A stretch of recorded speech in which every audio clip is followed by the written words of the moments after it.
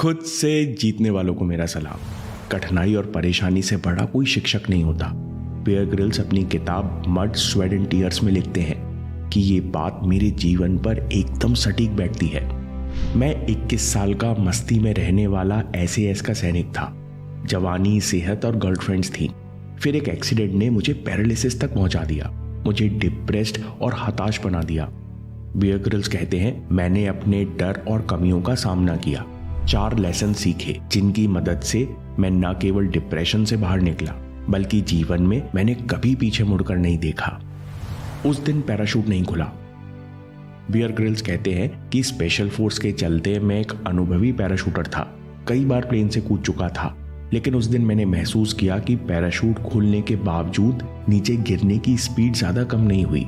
मैंने गर्दन उठाकर ऊपर देखा तो मैं घबरा गया। मैंने देखा कि पैराशूट पूरी तरह खुला नहीं है। बियर ग्रिल्स कहते हैं कि मैं हड़बड़ाकर पैराशूट के रिपकॉर्ड खींचने लगा जिससे पैराशूट पूरा खुल जाए, पर इस हड़बड़ाहट के चलते मैं धरती के बहुत पास आ गया। अब मेरे पास रिजर्व पैराशूट खोलने का समय नहीं था। मैं तेजी से पीठ केवल नीचे गिरा। नीचे गिरते ही भयानक दर्द हुआ। बियर ग्रिल्स ऑटोबायोग्राफी में लिखते हैं कि 1600 फीट की ऊंचाई से गिरने के बावजूद मैं होश में था। मैं दर्द में पड़े इंतजार कर रहा था कि साथी जंपर्स मुझे बचाने आते ही होंगे। बियर ग्रिल्स कहते हैं, मैं वहीं पड़े रो रहा था क्योंकि मैं अंदर ही अंदर जानता था कि बहुत बड़ा नुकसान हो गया है। बियर ग्रिल्स कहते हैं, अफ्रीका में इलाज शुरू हुआ। फिर मैं जैसे तैसे अपने देश इंग्लैंड पहुंचा। थोड़ा सा भी हिलने में बहुत दर्द होता। मैंने बार बार डॉक्टर से पूछा क्या मैं दोबारा चल पाऊंगा, पर किसी ने भी मुझे सीधा जवाब नहीं दिया। जब मैंने एक्सरे देखी तो क्लियर दिख रहा था कि T8, T10 और T12 टूट चुके थे। बियर ग्रिल्स कहते हैं, ये कमर के वो हिस्से हैं जो सबसे ज्यादा मजबूत होते हैं। गहरा सदमा और डरावने सपने। चोट सच में बहुत गंभीर थी। हॉस्पिटल में पड़े पड़े मुझे लगता था कि शायद अब मैं कभी नहीं चल पाऊंगा। इस बात का सदमा इतना गहरा था कि मैं रात में 2 या 3 बार जागता। शरीर पसीने से तरबतर होता, मेरी सांस फूल जाती क्योंकि मैं एक ही डरावना सपना हर रात देखता कि मैं ऊंचाई से नीचे गिर रहा हूं और कुछ भी मेरे कंट्रोल में नहीं है। मुझे बार बार बहुत पछतावा होता। जब मन ठीक नहीं होता तब शरीर भी स्वस्थ नहीं होता। बियर ग्रिल्स कहते हैं, मेरे साथ भी यही हुआ। 2 महीने निकल गए, मेरी सेहत में कोई सुधार नहीं हुआ। उल्टा दर्द बिगड़ता जा रहा था और मेरा शरीर अकड़ता जा रहा था। बियर कहते हैं कि जो लोग मुझे आज जानते हैं वो सोचते हैं कि मैंने बड़ी पॉजिटिविटी और हिम्मत के साथ उस समय का सामना किया होगा। बियर ग्रिल्स कहते हैं, लेकिन सच इसके उलट है। मैं 21 साल का नौजवान बहुत डरा हुआ था क्योंकि मुझे पता नहीं था कि मेरे भविष्य का क्या होगा। मुझे लगता था मेरे सारे सपने सब खत्म हो गए हैं। ये निराशा उदासी में बदल गई, उदासी फ्रस्ट्रेशन में और फ्रस्ट्रेशन गुस्से में बदल गया। मुझे हर चीज पर गुस्सा आता। मैं बहुत नेगेटिव और डिप्रेस्ड हो चुका था। बियर ग्रिल्स कहते हैं, इस समय मैं अंदर ही अंदर जानता था कि मुझे अपना मन बदलने की जरूरत है। मैं वापस से जिंदा दिल महसूस करना चाहता था। मुझे क्या पता था एक छोटी सी तस्वीर मेरा जीवन बदल देगी। Picture frame. बियर ग्रिल्स कहते हैं, एक दिन बिस्तर पर लेटे लेटे मेरी नजर दूर रखी पिक्चर फ्रेम पर पड़ी। तस्वीर थी माउंट एवरेस्ट की। बचपन से मेरा और पिताजी का सपना था माउंट एवरेस्ट चढ़ना। फ्रेम पर चढ़ी धूल देखकर मुझे लगा कि मेरे सपनों और जीवन पर धूल चढ़ गई है। फिर मेरे अंदर से आवाज आई, बेबस नहीं हो सकते, कुछ करना होगा। बियर ग्रिल्स कहते हैं, जब कोई नहीं देख रहा था तब मैंने हिम्मत की और बैसाखी के सहारे खड़ा होकर ऊंचाई पर टंगी तस्वीर उठाई और उस पर से धूल साफ की। बियर ग्रिल्स कहते हैं, उस दिन मैंने सोचा मुझे इस निराशा से बाहर निकलने के लिए कुछ उम्मीद चाहिए। कैसे मिलेगी ये उम्मीद? यही सोचते सोचते मैं सो गया। Lesson 1, all is well. जो आप सोचते सोचते सोते हो उसका जवाब आपको अंतर मन की अनंत गहराई से मिलता है। बियर ग्रिल्स कहते हैं, अगले दिन अचानक ही मुझे दादी माँ की बात याद आई। दादी बहुत स्पिरिचुअल और जुझारू महिला थी। दादी अक्सर मुझसे कहा करती, छोटे बियर, जो हो रहा है बहुत अच्छा हो रहा है। All is well. ये इंसान है जो शिकायत करता है, खुद को दुखी करता है। दादी कहती, छोटे बेयर, जब भी मुसीबत आए तो हमेशा खुद को याद दिलाओ, सब कुछ उसकी मर्जी से होता है, इसलिए कभी कुछ गलत नहीं हो सकता। बियर ग्रिल्स कहते हैं, उस पल मैंने उन शब्दों के सच को महसूस किया। मुझे लगा कि किसी अनजान शक्ति ने मुझे संभाल रखा है। इस जीवन में क्या होगा, क्या मैं चल पाऊंगा, क्या स्पेशल फोर्स में काम कर पाऊंगा, अब मुझे इसकी चिंता करने की कोई जरूरत नहीं। उस पल में इतनी शक्ति थी कि मुझे महसूस हुआ कि किसी ने चिंता का बोझ मेरे कंधों से उठा लिया है। चिंता कम हुई तो उसके बाद धीरे धीरे निराशा और उदासी के बादल भी छट गए।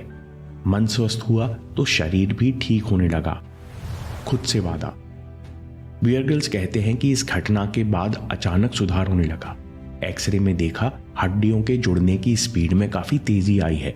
मैंने उस दिन ऑल इज वेल की ताकत को रियलाइज किया। तभी खुद से वादा किया कि अब मैं किसी चीज के लिए दुखी नहीं होऊंगा। खुद को चिंता करने से पहले बोलूंगा all is well. Bear Grylls कहते हैं उस दिन के बाद से आज तक मैं यही करते आ रहा हूँ। बियर ग्रिल्स कहते हैं अब मैं सामान्य महसूस करने लगा। एक दिन मैं बैठे बैठे सोच रहा था कि जो हो गया सो हो गया। अब जीवन में कुछ साहसिक काम करना है। मैं कुछ बड़ा करना चाहता हूँ। लेसन 2, महान लक्ष्य। निराशा से निकलने के लिए कुछ बड़ा करने के लिए तत्पर रहो।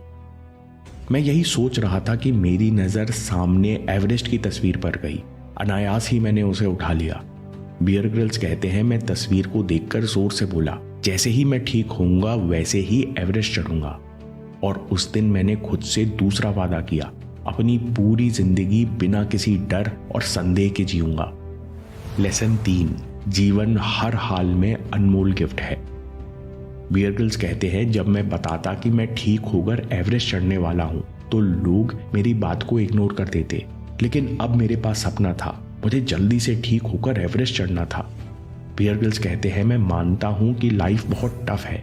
कभी अन्याय होता है, कभी आपसे गलती भी होती है, लेकिन इसके बावजूद जीवन अनमोल गिफ्ट है। जब आप सपने को जीवित रखते हो, अपने ऊपर विश्वास करते हो, तब ये जिंदगी आपका साथ देने लगती है। आपको अंदर से खुशी महसूस होती है। तब आपको एहसास होता है कि जीवन कितना भी कठिन क्यों ना हो, सपनों का पीछा किया जाए तो ये एक गिफ्ट है। रिकवरी में तेजी। बियर ग्रिल्स कहते हैं एक्सीडेंट के तीसरे महीने के बाद दर्द कम होना शुरू हो गया। 8 महीने बाद मैं हॉस्पिटल सेंटर छोड़ने के लायक हो गया। 1 साल में पूरी तरह ठीक होने के बाद मैं वापस SAS आ गया, लेकिन डॉक्टरों ने कहा कि मैं मिलिट्री लोड के साथ कूद नहीं सकता, पीठ टूटने का खतरा है। इसलिए मैं SAS में सर्वाइवल ट्रेनिंग सिखाने लगा। लेकिन मैं अंदर ही अंदर जानता था कि SAS में मेरा कोई भविष्य नहीं है, इसलिए मैंने नौकरी छोड़ दी। लोग पूछते हैं बेयर, तुमने इतना सब कैसे हासिल किया, इसका क्या सीक्रेट है? Lesson 4, keep going. SAS छोड़ने के बाद मैं बेरोजगार था और एवरेस्ट चढ़ने की ट्रेनिंग और इक्विपमेंट के लिए करीबन 25 लाख रुपयों की जरूरत थी। बियर ग्रिल्स कहते हैं मैंने 250 कंपनीज को स्पॉन्सरशिप के लिए प्रपोजल लिखे और मैं 250 जगह से रिजेक्ट हो गया। कारण मुझे कॉर्पोरेट भाषा में बात करना और प्रपोजल लिखना नहीं आता था, लेकिन मैंने खुद से वादा किया था कि मैं बिना किसी डर और संदेह के जीऊंगा। इसलिए रिजेक्शन के बावजूद मैं नहीं रुका। एक बार रिचर्ड ब्रैंसन से मिलने गया, लेकिन सेक्रेटरी ने मुझे भगा दिया। फिर मैं किसी तरह एक कंपनी के CEO से मिला। मेरे पास केवल 2 मिनट का समय था। CEO ने मेरा जुनून देखकर मुझे 21 साल के लड़के पर भरोसा किया और $10,000 की स्पॉन्सरशिप देने को तैयार हो गए। जब एक बड़ी कंपनी ने मुझे स्पॉन्सर किया तो 5-6 अन्य कंपनीज ने भी मुझे स्पॉन्सर कर दिया। बियर ग्रिल्स एवरेस्ट पर चढ़ने वाले सबसे कम उम्र के ब्रिटिश बने। बियर ग्रिल्स कहते हैं कि एवरेस्ट की यात्रा बहुत कठिन रही। 2 बार मेरी जान जाते जाते बची। 4 साथी जीवित नहीं रहे, लेकिन इस यात्रा के बाद मेरा इन 4 लेसन्स पर विश्वास पक्का हो गया। मैं लोगों से इसी बारे में बातें करने लगा और लोग मुझे अपनी कंपनीज के सेमिनार में बुलाने लगे। होते होते मैं कुछ डॉक्यूमेंट्रीज में आया। फिर एक दिन हमने मैन वर्सेस वाइल्ड का पायलट एपिसोड बनाया। बियर ग्रिल्स कहते हैं जो मैंने डिप्रेशन में सीखा था उसकी बदौलत मैंने जीवन में कभी पीछे मुड़ के नहीं देखा। समरी, जो आप सोचते सोचते सो जाते हो उसका जवाब आपको अंतर्मन की अनंत गहराई से मिलता है। बियर ग्रिल्स को भी मिला। Lesson 1, all is well. जो कुछ हो रहा है बहुत अच्छा हो रहा है। जब सब कुछ उसकी मर्जी से होता है तो कभी कुछ गलत हो नहीं सकता।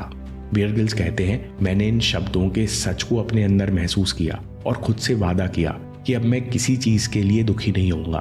खुद को चिंता करने से पहले बोलूंगा all is well. Lesson number 2, महान लक्ष्य। कुछ बड़ा करने के लिए तत्पर रहो। बियर ग्रिल्स कहते हैं मुश्किल से बाहर निकलने के लिए कुछ और बड़ा करने को तत्पर रहो। बियर ग्रिल्स ने खुद से दूसरा वादा किया, अपनी पूरी जिंदगी बिना किसी डर और संदेह के जीऊंगा। लेसन नंबर 3, जीवन अनमोल गिफ्ट है। क्योंकि जब आप अपने सपने को जीवित रखते हो, अपने ऊपर विश्वास करते हो, आपको अंदर से खुशी महसूस होती है, तब आपको एहसास होता है कि ये जीवन कितना भी कठिन क्यों ना हो, सपनों का पीछा किया जाए तो जीवन अनमोल गिफ्ट है। Lesson number 4, keep going. बिना किसी डर और संदेह के जीना मतलब निरंतर आगे बढ़ते जाना, और बियर ग्रिल्स ने जीवन में आखिर तक यही किया।